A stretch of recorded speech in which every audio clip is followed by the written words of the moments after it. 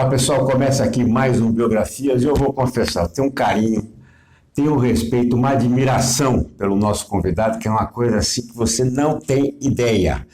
A trajetória dele é incrível, é uma trajetória de superação, de reinvenção de carreira, de criatividade, de sucesso, mas de muito conhecimento, porque o que esse homem estudou é uma coisa impressionante.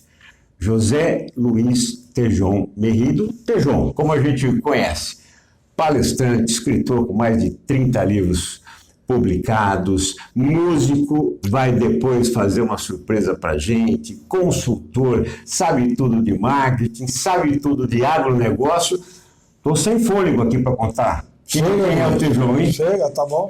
Tudo bem, Tejon? Como é que tá? Meu estar com você aqui, biógrafo, jornalista, ser humano espetacular, uma carreira muito bonita aí. Muito obrigado.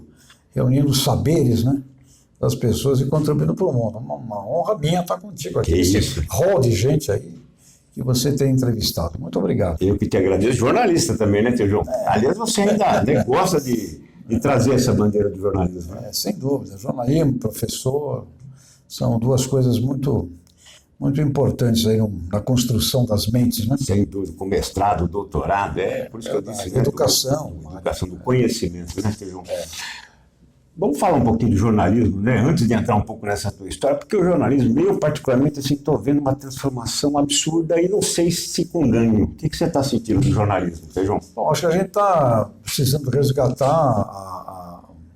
a qualidade das fontes, né, da originação, da reputação, né, porque o mundo foi invadido aí por fake news, né, como se chama, desinformação, é um reino da desinformação e ataques de todos os lados. Aquilo que sempre foi meio criticado como sendo uma coisa errada, o bullying, isso hoje virou assim cibernético, né, e você vê presidentes da República fazendo bullying, né, com pessoas, né, ou seja, virou uma coisa complicada. Então eu creio muito numa necessidade de um resgate do legítimo jornalismo, da fonte, da busca da verdade, da interpretação de fatos com as opiniões distintas, né? E acho que nós vamos assistir esse resgate do jornalismo aí nessa pós-invasão das mídias sociais, que permitiu a cada pessoa, é muito interessante, por vários anos. Nós estamos aqui numa delas, né, fazendo algo aqui numa delas, muito importante, uma conexão planetária. Agora o próprio Thomas Berners-Lee, o criador da internet, outro dia disse, olha, o que estão fazendo com ela aí, né, de grupos organizados, no sentido de uma verdadeira milícia virtual. Então a gente tem que estar hoje preparado, buscando fontes, né, e muito cuidado com o que você fica replicando no seu celular, porque está cheio de coisa inventada e criada. Muito bem. Olha, agora eu vou dar um furo de reportagem, não tem nada de fake news, hein? Tem livro novo do Tejon. Você me contou, fiquei encantado com o título, né? Ou pelo menos com a ideia. Conta um pouquinho pra gente. Estou começando a escrever e chama-se O Poder do Incômodo. Deve sair lá para metade do ano, eu imagino. É um livro que trata sobre uma coisa que me acompanha há muito tempo, né? Nós somos resultado dos incômodos. E o universo é imperfeito. A Terra é imperfeita. O ser humano é imperfeito. Como ele é imperfeito, quem fica buscando a perfeição se frustra. Claro. E se abala, e se deprime, e muitas vezes fica buscando justificar a imperfeição da natureza, a imperfeição dos sistemas, botando a culpa em alguém, botando a culpa no outro, botando a culpa em grupos e pessoas. Às vezes botando a culpa no pai, na mãe, enfim, botando a culpa nos outros. E isso gera uma gigantesca infelicidade, porque isso não vai ser resolvido assim. Então, depois da nossa vida aí andando, eu cheguei a essa conclusão. Estou pedindo, inclusive, auxílio a alguns amigos cientistas da física que me comprovem isso. O universo é imperfeito, ele é movido por uma força de entropia, que é um processo caótico, e a partir disso ele se cria, se recria. Portanto, não espere a perfeição. Quando você não espera a perfeição, isso abre um campo gigantesco, porque você vai ver oportunidades de aperfeiçoamento em tudo que te envolve. E você, Elias, que anda trabalhando na biografia de pessoas empreendedores, você pode observar. Esses empreendedores que você entrevista, eles todos fizeram acontecer em cima de um ambiente imperfeito. Sem dúvida. Tendo o aceitável como... Estava ali uma situação, ninguém esperava nada daquilo, não havia nada ali, e essas pessoas viram algo onde ninguém via, e aperfeiçoaram e criaram empreendimentos de empresas. Uma das biografias geniais que você, entre várias que você escreveu, foi do nosso querido amigo Galassini, da Coamo. Imagina a história de uma Coamo lá em Campo Mourão, uma cooperativa, o início daquilo. Tudo imperfeito, não havia nada ali. Para construir aquilo lá, muita gente foi contra. Teve que um grupo pequeno de pessoas lutarem para fazer, etc. Então o livro vai chamar O Poder do Incômodo. É com esta visão, tudo que nos incomoda nos transforma. Então quando você está incomodado, presta atenção, ali tem uma chance extraordinária de progresso. É o incômodo que faz o cientista pesquisar o que ele não ia pesquisar, é o incômodo que faz com que um cientista social fique pensando em como pode melhorar o processo das estruturas políticas, o incômodo da nossa também imperfeição. Somos imperfeitos e ao detectarmos imperfeições dentro de nós, nós podemos buscar o melhoramento daqueles erros. Então, o poder do incômodo. E talvez eu até comece com talvez um grande incômodo universal, né? Que foi quando Adão e Eva desobedeceram Deus e foram comer do tal fruto proibido. A partir daí, o incômodo veio, né? Deus ficou furioso, botou todo mundo para correr do paraíso e disse: vocês agora serão todos incomodados pelo sofrimento, pelo suor, pelas dores. Então, nós temos aí um mundaréu de exemplos espetaculares. E não há possibilidade da vida na Terra sem compreender isso. Claro. E o que eu espero que esse livro ajude? Primeiro a mim mesmo, eu estou escrevendo e eu vou ficando incomodado, né? Porque você vai vendo e identificando incômodos onde você normalmente não estava vendo, porque você já se anestesiou para eles, né? Você já superou aquilo, mas eles estão ali presentes. Eu espero que esse livro seja um livro que diz assim: olha, não tema o mundo, ele é imperfeito, e tudo que é imperfeito vai te incomodar. Ao incomodar, não pense que ali existe o fim da linha. Ali é um começo espetacular de oportunidades, e no caso, para empreendedores, para cooperativismo, para ciência, para educação e para o nosso próprio desenvolvimento humano, né? Sem dúvida alguma. Então não se acomode, incomode-se, né? E depois a gente vai entender um pouco melhor quando o Tejon lançar esse livro. Tejon, vamos contar um pouquinho então dessa história linda, que quanto mais a gente conhece a tua história, mais a gente se emociona. Não, então falando de incômodo. Né? Claro, sim. A tua vida já nasce no incômodo? Mas todo mundo, né? Mas vamos lá, coloco a minha para que todo mundo depois pense na dele. Porque a da gente só é interessante se fizer a pessoa refletir na dela, né? Então, um brutal incômodo. Minha mãe, biológica, decidiu ter um filho como mãe solteira. Na Espanha, 1950, então imagine a situação, desobedecendo, né, todas as regras da sociedade da época, e a família ficou furiosa com ela, né?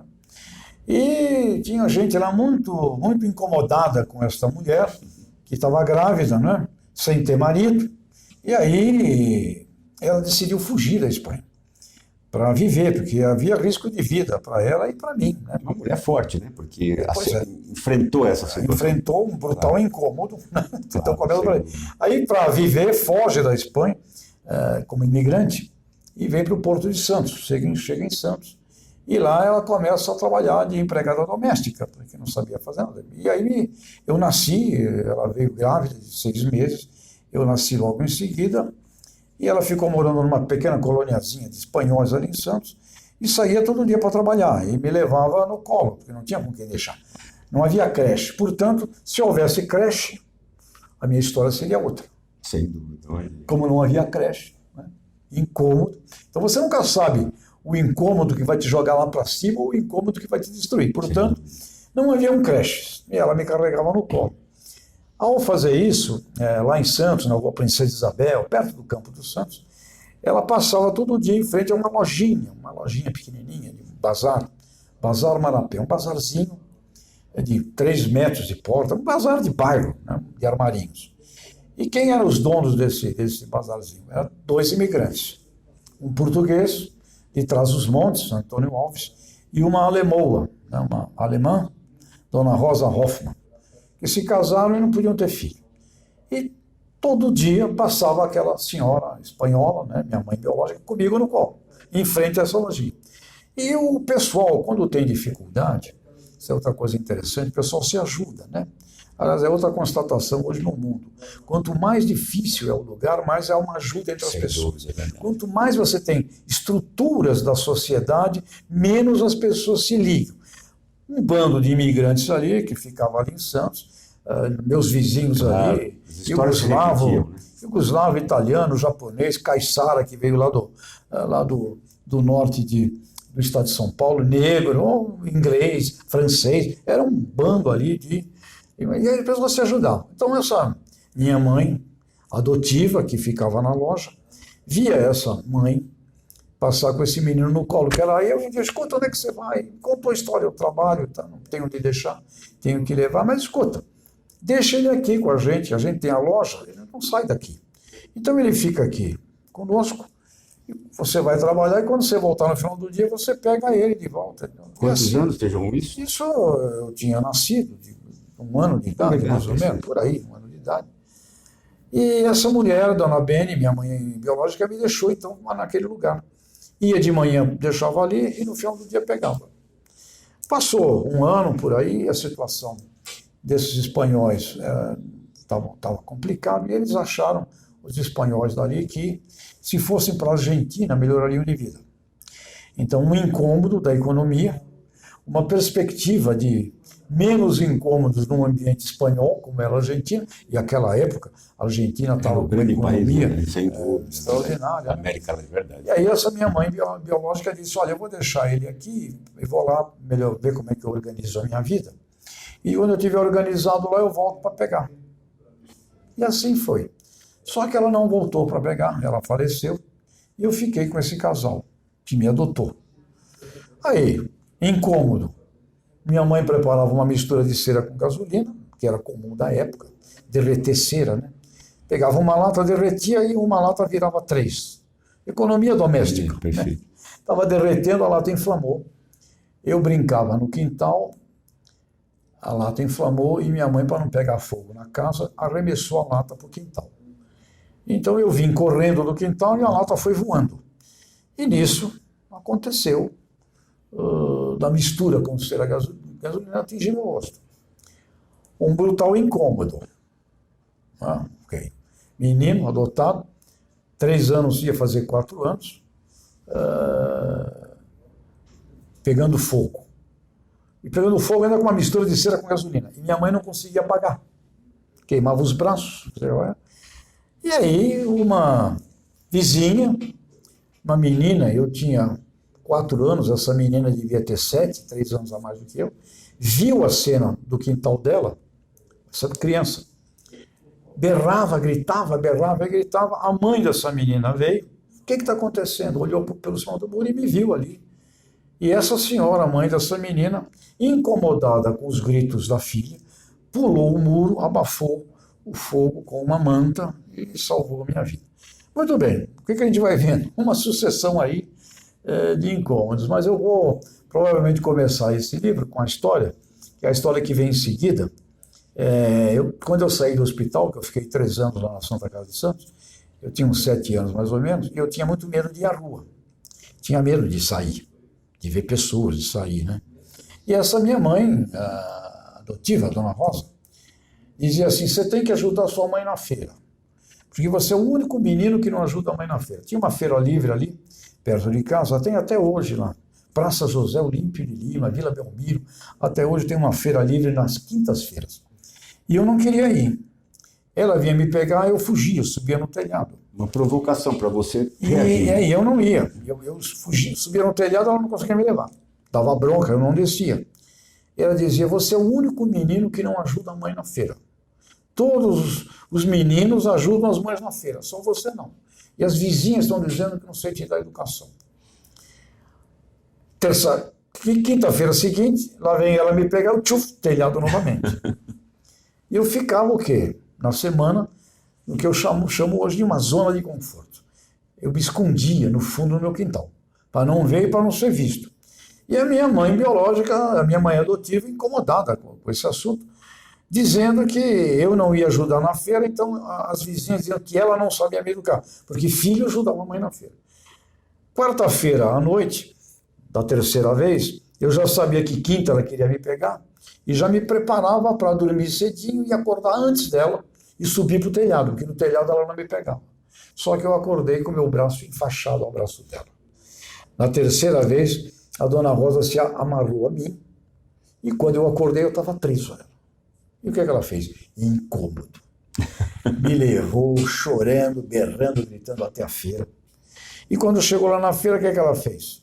Me fez prestar atenção na primeira barraca que nós chegamos a imaginar. Ir na Feira Livre era o pior lugar do mundo que eu podia ir. Um lugar com todo mundo no bairro. Claro. Imagina só, todo mundo querendo me ver. Paramos na primeira barraca, era a barraca das batatas.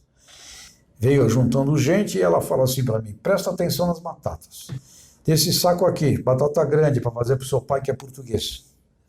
Pega uma a uma com a sua mão. E não me tira atenção nas batatas. Eu comecei a pegar batata. Veio uma mulher, que eu não esqueço dela, grande, amiga da minha mãe, me vê, abraça minha mãe, chora e grita. Meu Deus do céu, dona Rosa, como seu filho ficou? Quando eu ia olhar para aquela mulher, dona Rosa me interrompe e manda eu prestar atenção na batata, que eu não estou pegando as batatas direito. Que mulher sensível. Faz novamente. Aí eu volto minha atenção para aquele treco ali. Passam uns minutos, vem uma outra mulher com uma criança, se aproxima, e um burburinho ali em volta da barraca, que é para ver o filho, que era eu. Uma outra senhora vem com o menino, aponta o dedo para mim e fala assim, olha lá, filho, quando eu digo para tu não mexer com fogo, olha como tu vai ficar. Quando eu ia olhar para aquela mulher novamente, dona Rosa de novo interfere e agora me manda pegar do saco ao lado, batata redondinha para fazer no forno, fazer para alemão. A dona Rosa me levou pela feira, me fazendo prestar atenção na batata, no alho, na cebola, na banana. Voltamos para casa, o pai abraçou, a mãe abraçou e disseram assim, obrigado, filho. Ninguém vai dizer que nós não sabemos te dar educação. Este fato, este treco que aconteceu com 7 anos de idade, teve uma repercussão na minha vida gigantesca. Porque tudo que você embute com poder na cabeça de um ser humano, até 7, 8, 9, 10 anos de idade, decide a vida dele. Decide a vida dele. Então isso, mais o pai português de Trás-os-Montes, bravo, que não permitia que eu me vitimizasse nunca, que me ensinava a coragem. A ética também, né? Que português coragem, e não tem, e tu não vítima coisa nenhuma. Era inadmissível chegar para casa não tratando na rua o que tinha que ser tratado na rua. Então um pai desse, uma mãe dessa, e os dois fizeram um terceiro negócio fantástico. Eles me obrigavam a prestar atenção em pessoas admiráveis. Então, a minha carreira, a minha história, eu preciso, por justiça, dizer, eu sou resultado de um brutal processo de incômodos, mas incômodos que foram enfrentados e não escondidos. E tive, para minha imensa sorte e felicidade, a minha mãe biológica me deixou com esse casal simplesmente geniais. Eles me ensinaram a coragem, me ensinaram o foco, prestar atenção no que tem que ser feito, coragem e, principalmente, me ensinaram a admirar pessoas. Isto levado para frente, 14, 15, 20, 30 anos de idade, sempre esteve determinando o meu procedimento. Além de uma força muito de trabalho, né? Trabalho era algo considerado sagrado. Sagrado. E não tinha essa história de não ter emprego. Você vai trabalhar de qualquer coisa. O trabalho é sagrado. Esta força me trouxe. Então foi essa força que me fez. Mesmo em situação de uma família pobre, de escolas públicas, dos hospitais que eu passei, essa força me trouxe para um dia ser diretor estatutário do grupo do Jornal do Estado de São Paulo. para hoje dar aula em mestrado na França, em ter estudado em Harvard, em ter convivido com a Grosseries, uma casa fantástica lá do Ney Bittencourt, o Majato de Nishimura, então todas essas coisas. Por que isso aconteceu? Para mim, eu sou resultado do legado de uma educação de enfrentamentos. Enfrentamentos do quê? Incômodos. E eles param de existir? Não, eles vêm. Os incômodos continuam num nível muito superior, em níveis mais sofisticados, que não são rústicos como esse, porém eles vêm. Agora, meu caro Elis, você pergunta, essa coisa aqui, de você reconhecer isso, da coragem do português para o enfrentamento do mundo lá fora, a força gigantesca do trabalho, admirar pessoas e o foco no que tem que ser feito, que é prestar atenção na batata, isso quando apareceu na sua cabeça conscientemente? Com mais de 50 anos de idade. Foi quando o nosso amigo Roberto Chiniachik, que também era um amigo de infância lá de Santos, naquela época, encontrei, a última vez que eu vi o Roberto em Santos, eu tinha 20 anos de idade, e passados 30 anos, eu reencontrei o já agora doutor Roberto Chiniachik, uma editora, né? Sim, é verdade. E nos encontramos, puxa vida, quanto tempo, então você tem uma editora. Eu já tinha feito livros de vendas, de marketing, de agronegócio. Eu falei, poxa, eu tenho tantos livros, fazer um livro com a tua editora. E o Roberto, como conhecia muito a minha história, ele falou, você vai escrever um livro da tua experiência, que eu nunca tinha pensado na vida, Elias, em escrever. Nunca pensei. Eu nunca pensei em escrever um livro disso e nunca pensei em fazer palestra disso. Duas coisas que não estavam na minha cabeça. Aos 50 anos, então isso... Eu tinha 52 anos de idade, estava no Estadão, no Jornal do Estado de São Paulo, já na diretoria. Reencontrei o Roberto Chiniachik. Ele me provocou a isso. Eu ouvi. E ao ouvir, ele falou, escreva. O que você fez é algo fundamental. Extraia a experiência disso. E aí que eu fui, então, voltar no tempo, pensar, por que aconteceu isso? Como é que você chegou aqui? E aí eu fui reconstruindo isso tudo, que foi o meu primeiro livro nesse campo da autoajuda, do autodescobrimento, da superação, que foi O Voo do Cisne. Um best-seller. Um best-seller, O Voo do Cisne, que é o Voo do Cisne, antítese da história do Patinho Feio, do Christian Andersen, a fábula do Patinho Feio. E nesse livro eu voltei no tempo. Voltei lá na minha rua, Princesa Isabel, andar por ele, rever. Então foi um livro que ao precisar escrever, eu fui rever. E aí eu voltei essas experiências. Agora, esta da feira, de prestar atenção nas batatas, eu já tinha escrito o livro O Voo do Cisne. E aí vieram dois americanos estavam escrevendo um livro internacional chamado Succeed on Your Own Terms. Sucesso tem fórmula. Um livro em inglês, lançado lá em Nova York. Entrevistaram pessoas do mundo inteiro que eles entendiam que eram pessoas que tinham obtido sucesso sob circunstâncias difíceis. E indicaram para esses americanos, o Patrick Sweeney e o Herb Greenberg, indicaram para eles dois brasileiros, um maestro João Carlos Martins e outro indicaram a mim. Que bacana, olha que honra, hein? Me indicaram a mim, uma pessoa que me conhecia essa história, já tinha lido O Voo do Cisne, e falou, olha, essa pessoa hoje é uma pessoa de sucesso, entrevista ele no Brasil e o João. Foi aí que eu criei uma amizade grande com o próprio maestro João Carlos. Esses dois americanos vieram, eu estava no estado de São Paulo, na minha sala, vieram me entrevistar. E perguntaram, o que é sucesso para você? Eu falei, pensando, olha, sucesso para mim é a pessoa que guarda dentro de si a sua criança interior, que ela nunca morre. Com uma criança interior guardada em você, você sempre vai começar a brincadeira nova, você vai superar as coisas, porque é o espírito infantil, né? Então, sucesso é não deixar essa criança morrer. Eles adoraram isso aí, colocaram como sendo no livro a definição mais legal que eles tiveram. Eles entrevistaram muita gente pelo mundo afora. E aí o Patrick Sweeney me fez uma pergunta. Volta no tempo. qual foi a primeira vez que você sentiu sucesso na sua vida? Não quero saber de sucessos aí, de prêmios, essas coisas, não. Volta, tenta lembrar a primeira vez. Aí eu fiquei processando, né? Eu já tinha feito o exercício do livro, já tinha muita coisa na minha cabeça. E eu falei, olha, eu me lembro de um dia que eu fiquei muito, muito feliz. Aquela sensação assim de uau, de sucesso. Eu tinha 7 anos de idade. Foi quando os meninos da rua da minha casa bateram na porta da minha casa e me chamaram para jogar bola com eles. E aí o Patrick falou, todo sucesso decorre de um procedimento.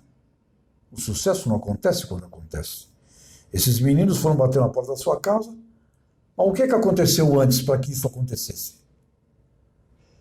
Eu falei, realmente, né? Por que foram lá bater? E aí veio à minha cabeça a minha mãe amarrada a mim, me levando até a feira. Porque quando ela fez isso e me levou até a feira, na primeira vez eu fui e voltei, e na segunda vez eu já fui com ela por minha livre e espontânea vontade. E ali conheci a molecada da rua. E a molecada da rua é a molecada da rua. Aí é o queimado, aí tu vê o outro também é um gordão, o outro. Enfim, cada moleque tem um defeito, né? Se não tem, tu inventa. E me enturmei ali com a molecada e logo vi que os garotos, os moleques da minha rua, não eram inimigos. Começamos a chutar laranja naquela segunda vez que eu fui à feira. E no dia seguinte, à feira, eles bateram na porta da minha casa e me chamaram para jogar bola com eles. Outro efeito fantástico. Então eu só me lembrei do que me levou a essa coisa do prestar atenção na batata e sair de casa, me arrancou de casa, nessa entrevista com o Patrick Sweeney nesse livro americano. E quando eu me lembro, quando isso veio à minha mente, eu chorei muito na frente deles, porque, caramba! E aqui fica, acho que o grande recado, muito cuidado para o que a gente esquece. Todo mundo que está aqui vivo hoje, nesse instante, nos assistindo aqui conosco, está aqui porque gente muito importante participou disso. Você pode achar, minha vida é infeliz, não sei o que, não sei o que. Não, refaça o pensamento. Se você está aqui hoje vendo esse nosso entrevista, tem gente, e tem gente anônima, que a gente esquece. Eu havia esquecido dos fundamentos que me trouxeram até aqui. Eu quero agradecer demais essa sua participação e para a gente encerrar. Obviamente que muitas vezes eu pergunto, né, para as pessoas se elas gostariam de reviver tudo aquilo que aconteceu na vida delas. As respostas são as mais diferentes, mas uma delas, né, se mantém perante as outras, que eu gostaria de ter revivido tudo aquilo, os meus erros, os meus acertos. Se uma mão pudesse segurar aquela lata, você ia pedir o que para essa mão? Segura ou deixa essa lata, porque eu quero viver tudo isso que eu vivi, que, como você bem falou, criou um caminho para a tua vida. Eu acho que uma coisa que eu estava lá em Astúrias, lá no vilarejo de onde veio a minha família, minha mãe, né? Quérigo chama, lá perto de Oviedo, na Espanha. O ano passado, voltando das minhas aulas, e andando por ali, umas 6:30 da manhã, neve, né, um riachinho, eu fiz uma pergunta ali do lado daquele riacho, onde os meus ancestrais todos passaram por ali, né? Eu falava, que mensagem eu posso levar daqui, desse momento? Estava sozinho ali, barulho da água, né? E aí veio à minha cabeça, eu não sei se eu inventei, se eu criei, ou se alguém mandou, sei lá. Eu sei que veio à minha cabeça a seguinte frase: não duvide do seu destino, e é proibido ter medo. Isso veio à minha cabeça 2 anos atrás, lá em Quérigo, Astúrias, na beira da montanha onde nasceram os meus bisavós, aquele pessoal todo lá espanhol, que eu conheci alguns poucos, né? Veio isso. Então, eu passei, Elias, a não ter mais medo do destino. Não tenha medo do destino e é proibido ter medo. Então, o que eu pediria se eu pudesse voltar no tempo? Eu pediria que eu tivesse a capacidade de prestar mais atenção. Eu aprendi coisas, porém, Se eu prestasse mais atenção, Puxa, brilhante. eu aprenderia muito mais. Então, se eu pudesse voltar no tempo, a única coisa que eu pediria, não quero muda destino, coisa nenhuma, presta mais atenção. Se eu prestasse mais atenção, provavelmente eu poderia fazer alguns impactos até, digamos assim, em pequenas curvaturas desse destino. Muito bom. Olha, você prendeu a atenção e efetivamente nos traz agora, né? Eu sou uma pessoa que presta muita atenção, mas vou ficar ainda mais atento com as situações. Exatamente. João, eu quero me despedir como a gente, com esse beijo gostoso, carinhoso, porque você é uma pessoa linda, por dentro, por fora, Obrigado, né? Maravilhosa. Obrigado. Obrigado por tudo. Quer deixar uma mensagem final e depois, né, dessa mensagem você já sabe o que vai sobrar para você, né? Então vamos deixar essa música linda, né? Uma música do Renato Teixeira, que eu acho que é a nossa mensagem minha para você. Escolheu bem. Para nós aqui. Porque acho que essa música, essa letra aqui do meu amigo Renato, é simplesmente fascinante. Então vocês me desculpem aqui, porque eu não sou um The Voice, né? Mas essa letra, essa melodia é encantadora. E essa é a mensagem que eu quero deixar para você, meu amigo Elias, e para todos vocês. A amizade sincera é o santo remédio, abrigo seguro. É natural da amizade o abraço, o aperto de mão, o sorriso.